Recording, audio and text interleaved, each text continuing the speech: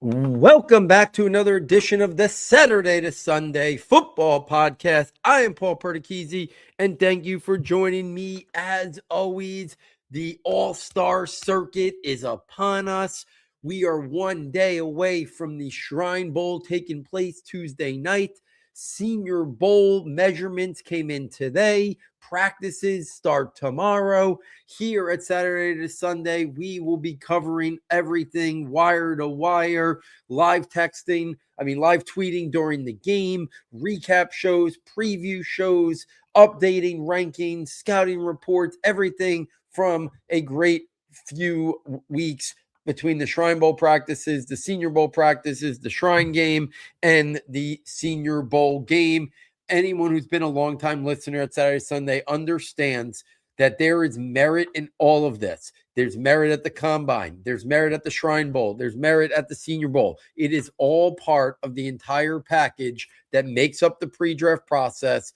The All-Star Circuit in particular is the last time we will see real football before we pivot to the Pro Days and the Combine Circuit. So this is an opportunity for a prospect from a smaller school to go up against better competition. A guy who maybe has been hurt this year, who's found his way back to be at the Senior Bowl to try to elevate his stock. So there is so much to break down over the next couple weeks from the All-Star Circuit and the ramifications that it has. If you missed the last episode, I had my quick thoughts on the college football national championship and the draft ramifications of that, but then also pivoted to a Shrine Bowl preview. Here, Senior Bowl preview, going through, going to talk about a lot of the offensive skill players, but we'll also share my thoughts on some of the top defensive players, offensive linemen as well, that I'm most looking forward to watching in the practices, and then obviously the game as well. So let's jump right into it. I think it's an interesting class down there. I think it's lacking from like some major star power, especially on the offensive side of the ball, but I do think there's still a lot to talk about nonetheless. So let's start at the quarterback position. The 6 quarterbacks that are going to be down there, alphabetical order: Luke Altmaier out of Illinois, Taylon Green out of Arkansas, Garrett Nussmeier out of LSU, Diego Pavia out of Vanderbilt, Cole Payton out of North Dakota State, and Sawyer Robertson out of Baylor. I think the most recognizable name on the list is Garrett Nussmeier out of LSU. Going into this year, a lot of people thought he could be QB1 in this draft class. I was a little bit more late round one. He wasn't at the top of my list. That was Arch Manning. That was Lennar Sellers. That was Fernando Mendoza. Nussmeier came in that 4-5 range. It was like him and Cade Klubnik with Drew Allar as my like 4 through 6.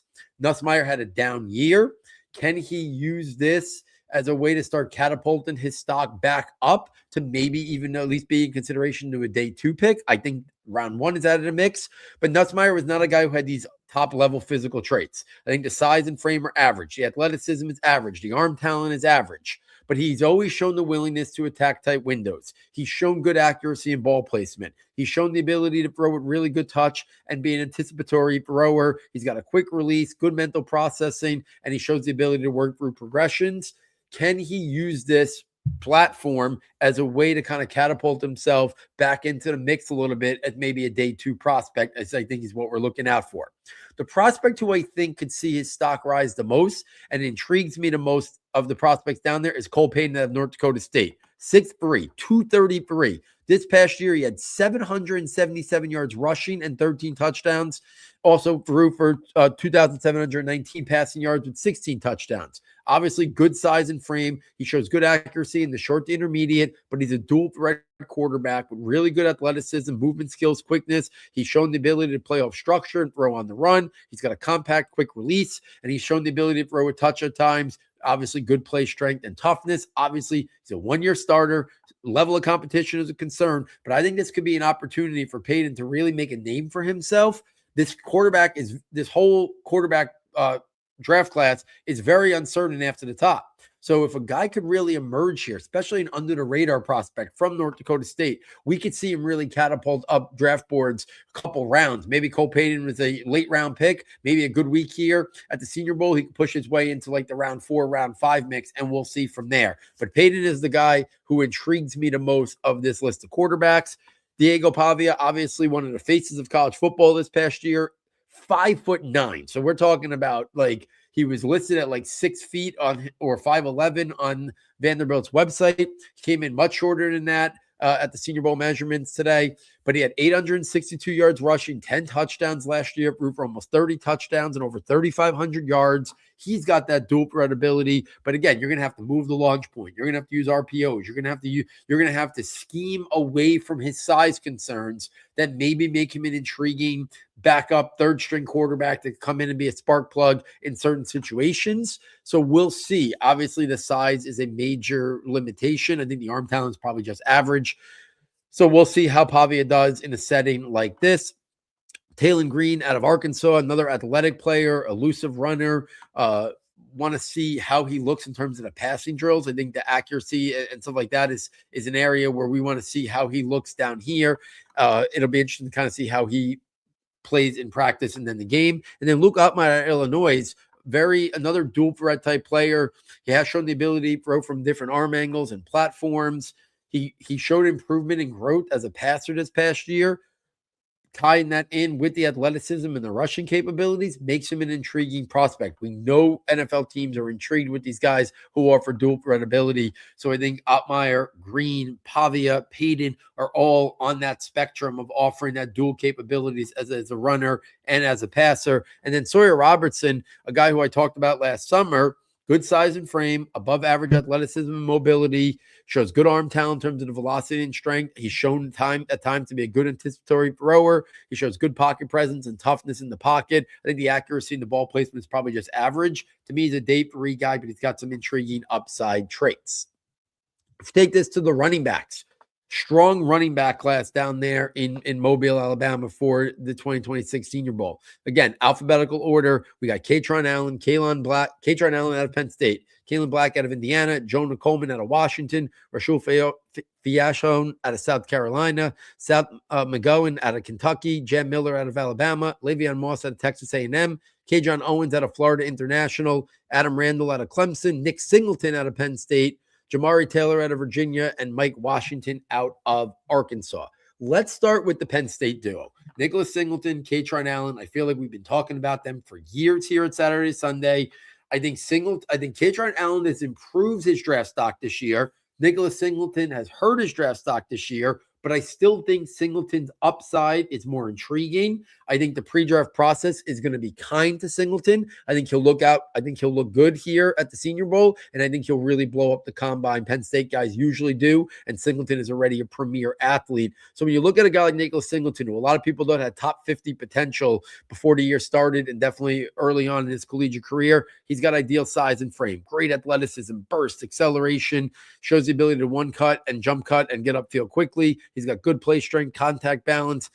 He's a good receiving back as well. For him, though, the question marks has always been the vision, the patience, the natural run instincts. That has always been the area, and that's still a concern for Singleton. So you're betting on upside, you're betting on traits. I think you're talking about a guy who maybe is in that round 3, round 4 mix, and we'll kind of see. But the traits, the physical traits are there, but he's left a lot to be desired over his last couple of years at Penn State. Katron Allen, you want a tough, north-south, gap power runner. That's Katron Allen. Good contact balance, power, play strength, leg drive.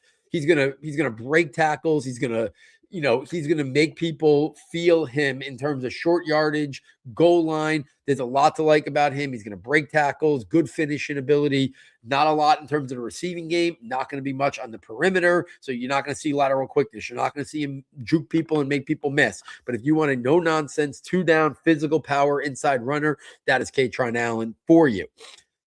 The other big name there, I think, is Jonah Coleman out of Washington. I think he's got a real chance to be the RB3 or RB4 in this class. Average size, really good frame. Athleticism and movement skills and short area bursts and quickness, I would say, are just average, but he's got really good play strength, good contact balance, shows good power, leg drive, finishing ability. He's got good footwork. I like his patience and his vision, and he does show good natural run instincts. I think he's definitely more of a lead of a committee backfield, best on early downs in an inside gap or zone run scheme. After that, I think it kind of opens up where I think there's a lot of ways that the rest of this can go.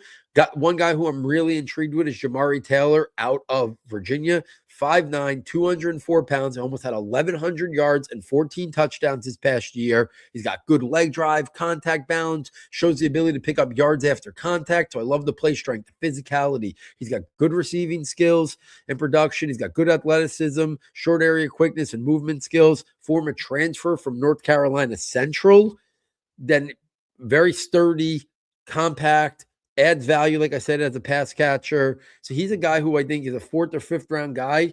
Last year, we saw Bashal Tuden kind of improve his draft stock all the way to the tippy top of the round 4. I could see a scenario where Jamari Taylor does that as well. So he's a guy I'm really honing in on as a guy who I think is going to catapult up boards and going to be higher by the time I finalize my rankings before the Tier Buster series. I think Jamari Taylor is a guy who is on the rise up.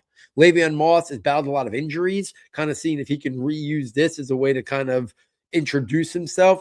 He's got good to very good athleticism, movement skills, speed, acceleration, lateral quickness, and burst. Shows change of direction. Again, injuries kind of sapped this year for him. Can he show what made him an intriguing prospect last summer and before that? Jam Miller out of Alabama, average size, good frame. He's got good athleticism, speed, burst, movement skills, and acceleration. Shows good footwork with the ability to one cut and get upfield quickly. He's another guy we've seen him a lot at Alabama over the years. I think he's an interesting day 3 type running back prospects. A couple other guys, Kalen Black out of Indiana, ran for over 1,000 yards for the national champion Indiana Hoosiers. I love the fact that he's willing to go there and compete. Indiana had a long season, but he's there. He's showing up. He wants to play. I like that. I think that speaks volumes about his character. Hopefully he has a strong week there to help his draft stock, probably from late day 3 right now to maybe move it up a little bit earlier. Seth McGowan out of Kentucky, tough physical interior runner, great power, physicality, leg drive, finishing ability. He's going to be a north-south power gap runner in between the tackles on early downs, but there's some intrigue with a guy like him. Rashul Fayoshawn out of South Carolina. Athleticism and speed, I think, are just average, but he shows good short area quickness and burst. I love the contact balance, the play strength, the power. He's got good footwork with the ability to one cut. I think he's a guy who could be intriguing as a depth to part of a committee backfield. A couple other guys, Mike Washington Jr. out of Arkansas. He's the last guy I'm going to talk about in terms of a little bit in depth here. Great size and frame. Had over 1,000 yards rushing this past year. 28 catches for 226 yards as well. So he showed off to be functional as a receiver as well. I think that's going to help him because he's got good athleticism, speed, and movement skills and bursts, especially at his size and frame. Shows contact balance, play strength, leg drive, good receiving skills, like I mentioned. Vision, I think, and patience are probably just average, but because of that functional receiving ability, he's got the ability to play on all 3 downs. And a couple of these guys we've talked about today, like Katron Allen, like Seth McGowan, those guys are not going to be guys who are probably going to be in on passing downs. I think by Washington showing that he's functional in the passing game, that opens up some more room for him to potentially be a factor on 3rd downs as well. He's got to clean up some ball security and pass protection issues as well. At the receiver position, I'm going to run down the whole list of names. I'm not going to talk about all of them, obviously. So many wide receivers at these all-star games. We have Aaron Anderson out of LSU. We have Vinny Anthony II out of Wisconsin. Louis Bond out of Boston College. Romello Brinson out of SMU. Barian Brown, formerly of Kentucky, now of LSU. Deion Burks of Oklahoma. Josh Cameron out of Baylor. Kevin Coleman Jr. out of Missouri. Casey Concepcion at Texas A&M was supposed to be here. He would have been one of the more highly regarded prospects at the Senior Bowl, but he is not going to be partaking at the Senior Bowl now. Caleb Douglas out of Texas Tech. Malachi Fields out of Notre Dame. Jordan Hudson out of SMU. Ted Hurst at a small school, Georgia State. Kalen Lacey out of Louisville. Jacoby Lane out of USC. And Elijah Sarrett out of Indiana. Brennan Thompson out of Mississippi State. Reggie Virgil out of Texas Tech, and Harrison Wallace II out of Mississippi.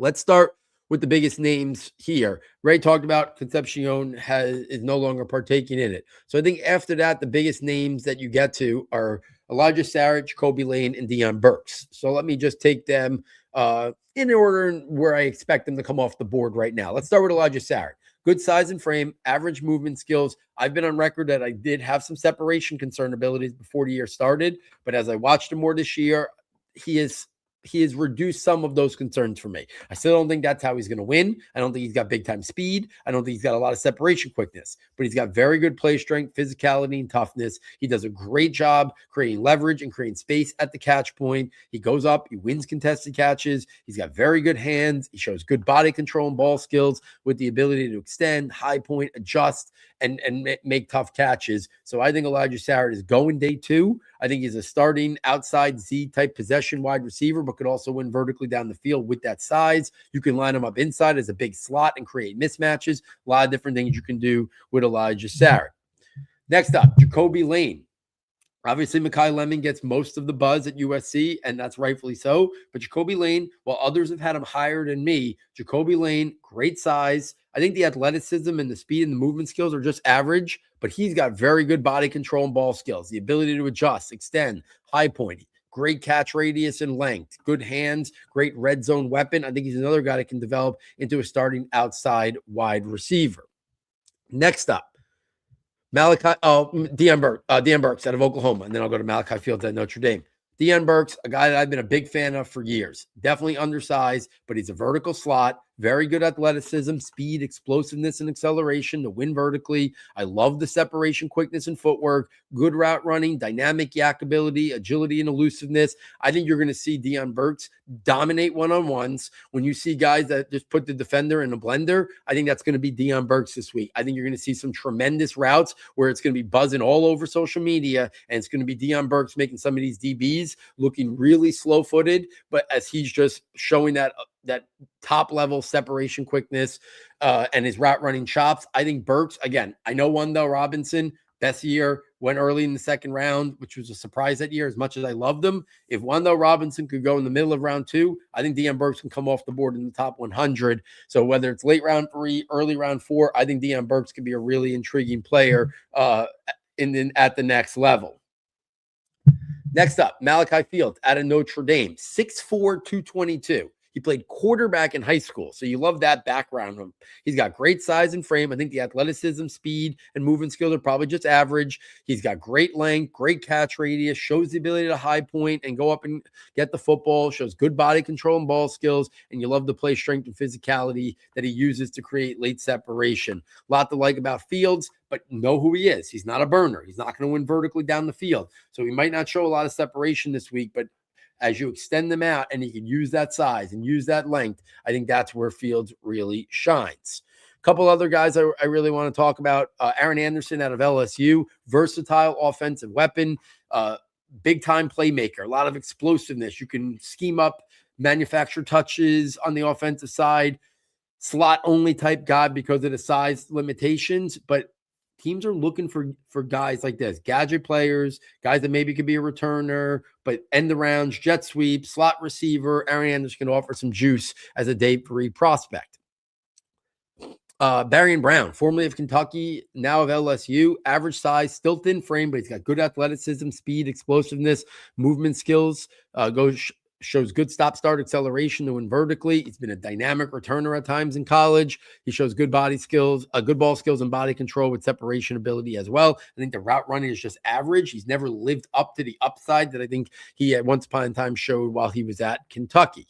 Josh Cameron out of Baylor, one of the most physically fit and gifted players that we're going to see down here in Mobile. 6'1", 224 pounds. He's got return background ability. He shows the ability with the ball in his hands to make people miss. He's going to be a guy who tests somewhere in that 4.38 to 4.43 type speed. He's got decent hands. He's a developmental guy right now, but there's a lot of traits that are intriguing about Josh Cameron, who could be what? Listen, no one last year thought Dante Thornton or Chimere Dike were going to go as high as they did when the pre-draft process started. Cameron is one of those guys that could see his stock emerge this year from maybe later in day 3 to earlier in day 3, and it could start down here at the Senior Bowl. Kevin Coleman out of Missouri, another one of these guys. He became the Tigers' #1 wide receiver this year. 66 catches, 732 yards. I like the yak ability after the catch. He's 5'11", 180 pounds. So he's going to be more of an inside guy, but dynamic, explosive playmaker with the ball in his hands. You got return duties. So you're talking about those guys. Slot wide receiver, can get vertical, can make things happen after the catch, return guy, route running and separation ability, just like I talked about Deion Burks, it's going to show out for Keon Coleman in this setting. So I expect him to be one of the winners of practices each weekday, because I think he's going to create a lot of separation. Those are usually the guys that kind of stand out in this type of setting. So I think Coleman could be a riser from this week.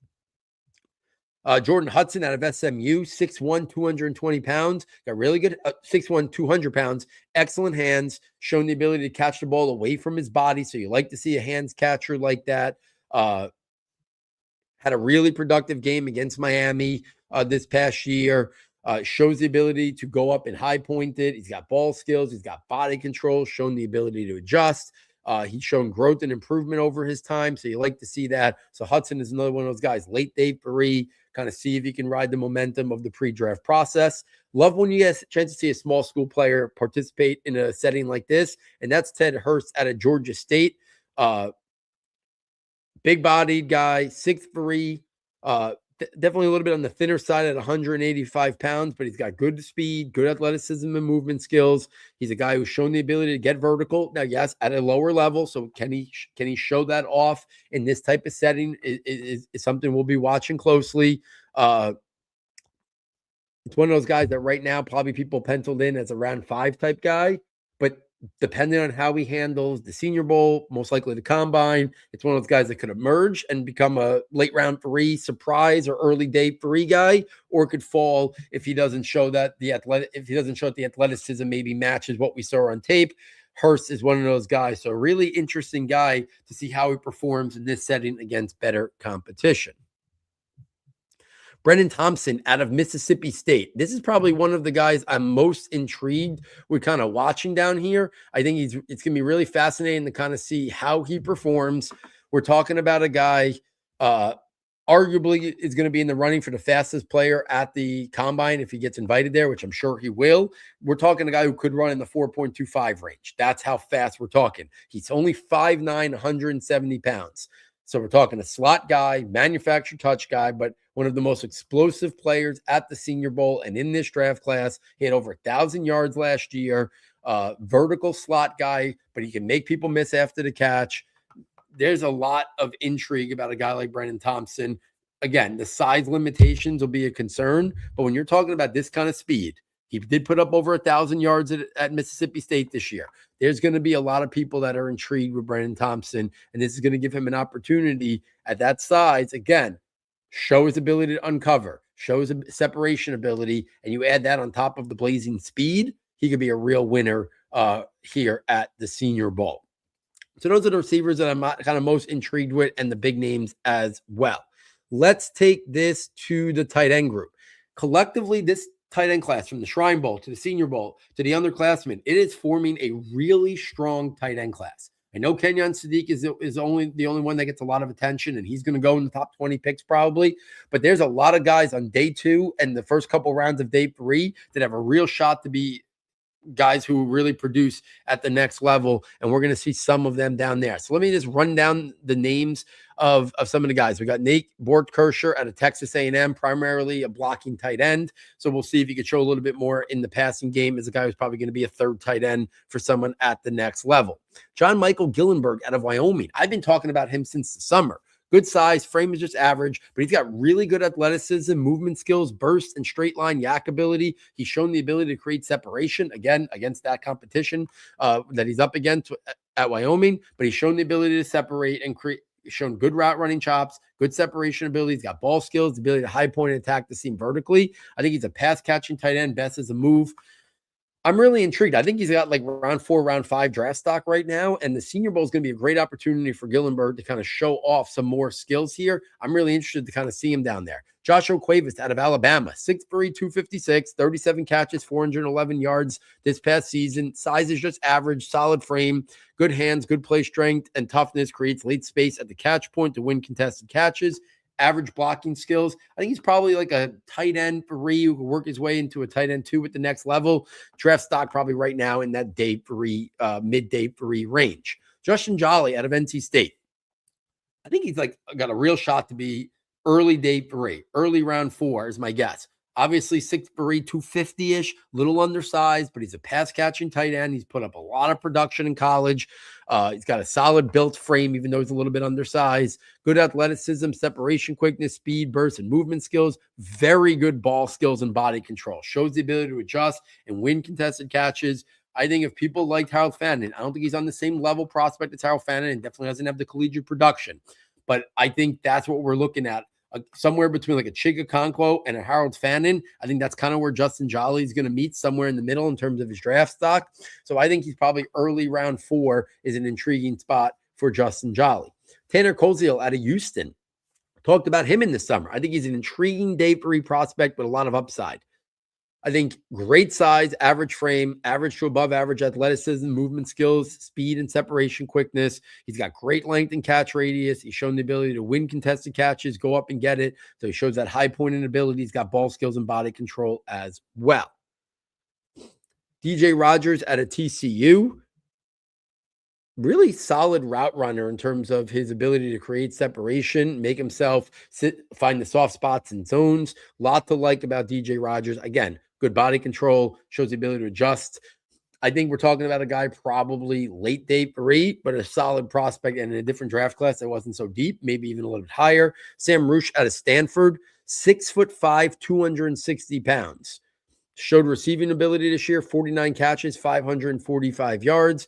A size like that who has shown the ability to block and catch, that those inline tight ends that can be used in a variety of ways are really valuable at the next level. We know so many guys have came in and been really good pass catchers, and then there's some guys that are really good blockers. A guy who could do a little bit of both really has a lot of value at the next level because it helps keep defenses confused when he's on the field. It doesn't mean automatically run. So I think a guy like Sam Roosh could be a guy somewhere in that round 5 range that could be of value to an NFL team. And then Dan Villari out of Syracuse,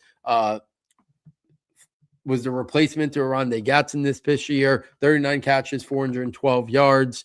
Another guy has shown pass catching ability. Interested to kind of see him in this setting.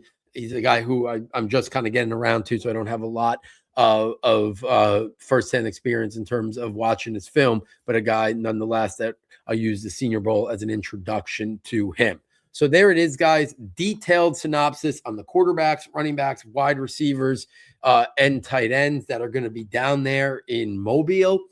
Let's take this to some of the other guys I'm most looking forward to watching. In terms of the offensive linemen, guys that you really kind of want to have on your radar this week. No particular order, just alphabetical. Austin Barber out of Florida. Okay, I think he's got a chance to be a day 2 prospect. I think you're going to hear about him a lot, especially when you see him in those one-on-one matchups against some of the great defensive prospects, how he holds his own in them. Drew Bowery out of Boston College, I think he's a potential top 100 prospect. Again, how does he handle himself against the really strong defensive class that's down there in Mobile? Next up, Kalen Rutledge out of Georgia Tech.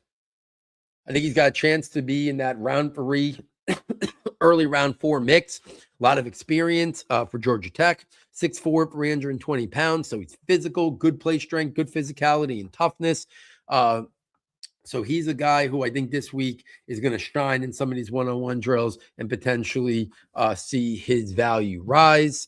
Max Iananker out of Arizona State. I think he's another one of those guys in that round 3, round 4 border. He showed some really good tape against the top 10 prospect Bailey out of Texas Tech.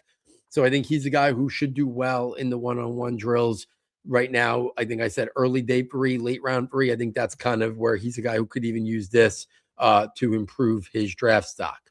If we take this to the defensive side of the ball, one of the guys who I'm most looking forward to, and I kind of said it, sometimes guys who've been hurt or injured get an opportunity to get back here and get an opportunity to shine, and that's Caleb Banks out of Florida. I think he's got top 50 talent. I think he could be a big riser. So if he's not on people's top 50 boards right now, I think he could be once people are reintroduced to him when healthy. He's got really good film, really good tape. He could generate even round 1 buzz if he really dominates the pre-draft process. He's 6'6", 330 pounds. He's nose tackle. He's got speed to power, great length. He could take up space. He's going to be one of the guys that I'm most excited to watch against these offensive linemen in the one-on-one drills. Lee Hunter out of Texas Tech and Chris McClellan out of Missouri are both guys that I could see day 2 grades on from the scouts after watching the film and then Senior Bowl. David Bailey at Texas Tech, I mentioned him before. I think he's one of the guys that's no longer going to participate. If he was going to be there, we're talking about a guy who's got a chance to be top 5, top 10 player in this draft class. Kenyon Crawford out of Auburn. I think he's a round 3, round 4 guy right now. Finished 4th in the SEC with 43 pressures this past year. He's got good athleticism, good quickness, first step. He's got some nice pass rush moves that can get after the quarterback. So I think he's a guy that could perform well here and maybe go from a day 3 guy, early day 3 guy, to maybe even sneak into the top 100. Romello Height out of Texas Tech. I think he's going day 2, late day 2, but I think he's going day 2. I think he's been a guy that's been rising and over the season and could continue rising in the Senior Bowl and the pre-draft process. 6'3", 235 pounds. So again, he's one of those guys. First step, quickness, bend off the edge. That's how he wins. So he's got to maybe bulk up a little bit to play the run a little bit better. But I like that pass rushing chops that he offers. Some other guys that I think are some of the top prospects down there in Mobile. Derek Moore out of Michigan, LT Overton out of Alabama. I think they're both day 2 edges and should perform well this week. TJ Parker out of Clemson. I think he could be a guy that goes anywhere from late round 1 to the end of round 2. A guy that could really stand out this week as well. Zion Young out of Missouri, another day 2 type edge as well. At the linebacker position, a couple guys I'm going to have my eyes on. Caleb Alarms-Orr, versatile, formerly of Cal. He's got really good instincts, good tackler, shows some pass rush ability as well. So he could be a little bit of those hybrid, a little bit of a hybrid player. Running linebacker, pass rush ability as well. Use him in a variety of different ways. Kyle Lewis at a Pitt, 6'1", 220 pounds. So that's more. It's not the traditional linebacker size, but he could be more of a safety at the next level. So we're interested to kind of see how they use him at the Senior Bowl, at the Combine. Where's he asked to run drills? But he's got ball skills, 6 interceptions over the past 2 seasons. High energy player, good coverage ability. So he could be a guy somewhere on day 2. If people are concerned about the position and the size, maybe he falls to the early part of day 3 and becomes a tremendous value. But I think there'll be a team that looks at him as that like star position, whether you want to play him partly at linebacker, partly at safety. There'll be a defensive coordinator that falls in love with him and is intrigued by adding this defensive chess piece to their defense. At the cornerback position, a guy who I'm really looking forward to watching is Tacario Davis out of Washington.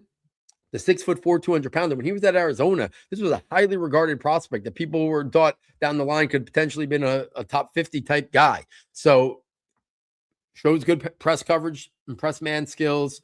Tough physical player. So like right now, probably more of a mid-day 3 guy. Can he use this to potentially catapult his draft stock up a little bit? Charles Demings out of Stephen F. Austin. One of the best parts about the Senior Bowl is he's under the radar prospects. Demings is one of them. Intriguing traits. How does he look going up against better competition? Can he be a riser? I think he can. He's got size, physicality, athleticism, speed. Really interesting player. Dalen Everett out of Georgia. 6'1", 190 pounds. Played in the SEC. Got ball skills. Has press man ability. So there's going to be some intrigue on a guy who checks off those boxes. So whether it's late day 2 or early day 3, I think Everett is a guy for a team that wants physical press man corner ability. Everett offers that. Colton Hood out of Tennessee. Again, another one of those guys. Somewhere late day 2, early day 3. Been generating a lot of buzz heading into the Senior Bowl. Chris Johnson out of San Diego State. Top 50 type talent.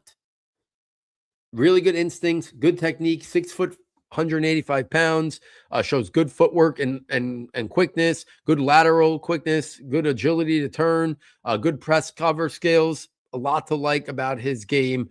I think he could easily be a guy who goes somewhere middle of round 2 and even push his way up if he has a strong week here as well. So those are the defensive prospects that I'm most looking forward to watching. Obviously, hit upon a lot of the offensive guys, but some defensive guys in there as well. We will make sure we recap the entire Shrine Bowl practice reports, the game, and then Senior Bowl practice reports, the game as well. Then after that, we'll kind of start turning our attention to the combine. We'll have some shows before then, but we'll have a combine preview show after we recap all the All-Star games.